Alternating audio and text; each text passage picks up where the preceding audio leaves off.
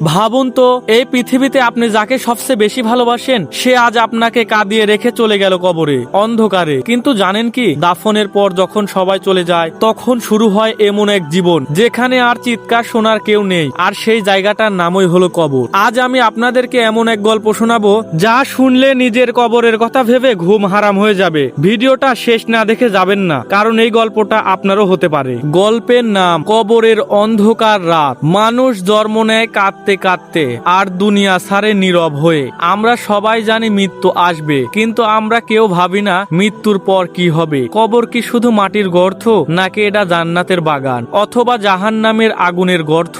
আজকের এই ভিডিওটা কোনো সিনেমা নয়, এটা কোনো কল্পকাহিনী নয়, এটা সেই বাস্তবতা যার সামনে একদিন আমাকেও আপনাকেও দাঁড়াতে হবে। পর্ব 1। জানাজা শেষ, সবাই চলে গেল। গ্রামের শেষ প্রান্তে একটা কবরস্থান। মাগরিবের নামাজ এখনো শেষ হয়নি। আজ দাফন করা হয়েছে রাশেদ মোল্লা নামের এক লোককে। বয়স মাত্র 35। দুনিয়াতে সে খুব খারাপ মানুষ ছিল না, আবার খুব ভালোও না। নামাজ মাঝে মাঝে মিথ্যা বলতো, হারাম জানতো কিন্তু ছাড়তে পারেনি। লোকজন বলল আল্লাহ তাআলা বাঁচিয়ে রাখেনি, আল্লাহ তাআলা নিয়ে নিলেন। মাটি দেওয়া শেষ। ইমাম সাহেব দোয়া পড়লেন, হে আল্লাহ তাআলা, এই বান্দাকে তুমি প্রশ্ন সময় সহজ করে দিও। এক এক করে সবাই চলে গেল।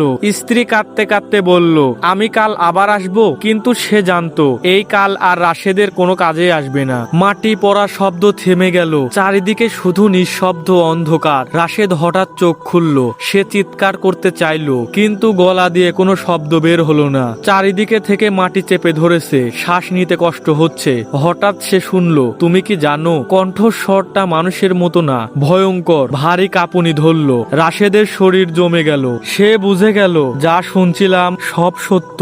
হঠাৎ কবরের ভেতরে আলো ঝলমলে উঠল। দুইটা বিশাল আকৃতির সত্তা, চোখ লাল, চেহারা এমন দেখলে কলিজা ছিঁড়ে যাবে। একজন বলল, তোমার রবকে? রাশেদের মুখ শুকিয়ে গেল। জীবনে সে কতবার আল্লাহ তাআলার নাম নিয়েছে, কিন্তু আজ জবাব দিতে পারছে না। জিভ যেন আটকে গেছে। কবরের ভেতরে দাঁড়িয়ে থাকা সেই ভয়ানক ফেরেশতারা আবার বলল, তোমার রবকে? রাশেদের শরীর কাঁপছে। জীবনে সে কতবার শুনেছে আল্লাহ আবার রব, কিন্তু আজ তার মুখ খুলে যাচ্ছে না। মাথার ভেতরে শুধু দুনিয়ার কথা, টাকা, মোবাইল, গান, হারাম হাসি। সে তো কখনো প্রস্তুত হয়নি সেই প্রশ্নের জন্য। কিছুক্ষণ নীরবতার পর সে কাপা কণ্ঠে বলল, আমি জানি না।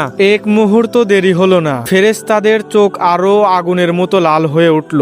একজন বলল, তুমি জানো না, দুনিয়াতে জানার সময় ছিল, এখন নয়। হঠাৎ একটা ভয়ানক লোহার হাতুড়ি আকাশ থেকে নেমে এলো। এত বড় হাতুড়ি যদি পাহাড়ের ওপর মারা হয়, পাহাড় গুঁড়ো হয়ে যাবে। ধুম্মন হাতুড়িটা রাশেদের বুকে পড়ল। সে এমন চিৎকার করলো, কিন্তু মানুষ শুনলো না, জিন শুনলো না, শুধু আকাশ আর জমিন শুনলো। রাশেদের শরীর শূন্য হয়ে গেল। হাড় আলাদা, মাংস আলাদা। তারপর আল্লাহ তাআলার হুকুমে সে আবার আগের মতো হয়ে গেল। ফেরেশতারা আবার বলল, তোমার নবীকে? এবার রাশেদের চোখ দিয়ে আগুনের মতো পানি ঝরছে। সে জানতো উত্তর মুহাম্মদ সাল্লাল্লাহু আলাইহি ওয়াসাল্লাম, কিন্তু সে তো সেই নবীর সুন্নাহ মানেনি। নামাজে অলসতা, দাড়ি নিয়ে ঠাট্টা, ইসলামিক কথা শুনলে বিরক্তি। সে আবার বলল, আমি শুনেছি মানুষ বলতো আরো ভয়ানক শাস্তি। এই কথাটুকু শেষ হতেই কবর সংকুচিত হতে শুরু করলো। দুই পাশের মাটি এমন ভাবে চেপে ধরলো যেন দুই পাহাড় একে অপরকে জড়িয়ে ধরেছে। হাড় ভাঙার শব্দ পাজর বুকের ভেতরে ঢুকে গেল। রাসূলুল্লাহ সাল্লাল্লাহু আলাইহি ওয়াসাল্লাম বলেন, কবর এমন ভাবে চাপ দেয় যে পাজর একে অপরের ভেতর ঢুকে যায়। রাশেদের মুখ দিয়ে শুধু একটা কথা বের হচ্ছে, হায় আল্লাহ, আরেকবার সুযোগ দাও। কিন্তু সুযোগ শেষ। একজন ফেরেশতা বলল, সুযোগ ছিল দুনিয়াতে, এখন শুধু হিসেব। হঠাৎ কবরের ভেতরের অন্ধকার আরো ঘন হয়ে গেল। মাটির নিচ থেকে বের হতে লাগলো বিশাল কালো সাপ, আগুনের বিচ্ছু। প্রতিটা সাপের চোখ আগুনের মতো, প্রতিটা বিচ্ছুর দংশনে আগুন। একটা সাপ বলল, আল্লাহ তাআলার হুকুমে আমি তোমার ফজরের নামাজ, আমি সেই নামাজ যা তুমি ঘুমের জন্য ছেড়ে দিয়েছিলে। সে রাশেদের গলায় কামড় দিল। আরেকটা বিচ্ছু বলল, আমি তোমার হারাম চোখ, আমি সেই ভিডিও যেগুলো তুমি রাত জেগে দেখেছিলে। দংশন। রাশেদের শরীর জ্বলে উঠল। হঠাৎ কবরের এক পাশ খুলে গেল। ভেতর থেকে আগুনের তাপ আসছে। একজন ফেরেশতা বলল, এটা তোমার ঠিকানা যদি কিয়ামত আজ হয়। রাশেদ চিৎকার করে বলল, না, আমি যেতে চাই না। ফেরেশতারা বলল, তুমি দুনিয়াতে জান্নাত চাওনি, আজ কেন চাইছো? সে কাঁদছে এমন ভাবে যেমন শিশু মায়ের কোলে কাঁদে। একবার ফিরে যেতে দাও, আমি নামাজ পড়বো, হারাম ছাড়বো। কিন্তু কবর নীরব। এখন রাশেদ একা, চারিদিকে অন্ধকার, ওপরে মাটি, নিচে আগুন। সময় নেই, দিন নেই, রাত নেই, শুধু অপেক্ষা কেয়ামতের।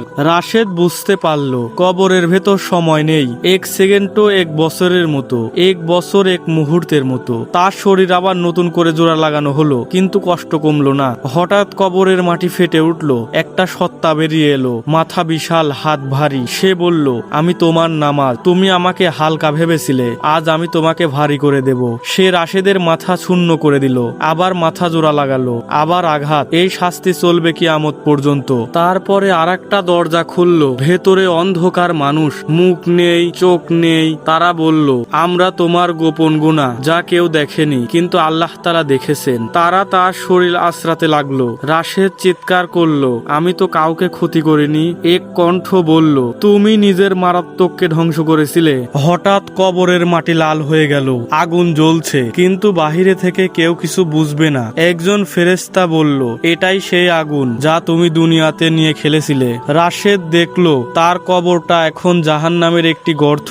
রাশেদ এবার এমন ভাবে কাঁদলো যে আত্মা ছিঁড়ে বেরিয়ে আসবে। সে বলল, হে আল্লাহ, আমার সন্তানদের জন্য হলেও আমাকে ফিরিয়ে দাও। আকাশ থেকে উত্তর এলো, তুমি দুনিয়াতে আমার কথা শুনোনি, আজ তোমার কথা শোনা হবে না। ঠিক তখন ওই গল্পের দৃশ্য বদলে যায়। এক পাশে আর একটা কবর, ভেতরে আলোর সুগন্ধ, একজন মানুষ শান্তিতে শুয়ে আছে। ফেরেশতারা বলছে, ভয় পেও না, তোমার নামাজ তোমার আলো, তোমার তওবা তোমার সঙ্গী, তার কবর জান্নাতের বাগান। ভাই, আপনিও আমি এখনো শ্বাস নিচ্ছি, আমাদের কবর এখনো খালি, কিন্তু তৈরি হচ্ছে। আজ যদি মৃত্যু আসে, আমাদের উত্তর প্রস্তুত তো? আমাদের নামাজ আছে তো? গোপন গুনাহ থেকে আমরা বেঁচেছি তো? যেদিন আপনাকে কবরে নামানো হবে, সেই দিন সেই ভিডিও মনে পড়বে, কিন্তু তখন ভিডিও বন্ধ করার সুযোগ থাকবে না। হে আল্লাহ, আমাদের কবরের আযাব থেকে সবাইকে হেফাজত করো, আমিন। এবং আরো এরকম ঈমান জাগানো ভিডিও পেতে চ্যানেলটি সাবস্ক্রাইব করে পাশে থাকা বেল আইকনটি ক্লিক করুন। সবাই ভালো থাকবেন, সুস্থ থাকবেন। কথা হচ্ছে পরবর্তী কোনো ভিডিওতে। আল্লাহ হাফেজ।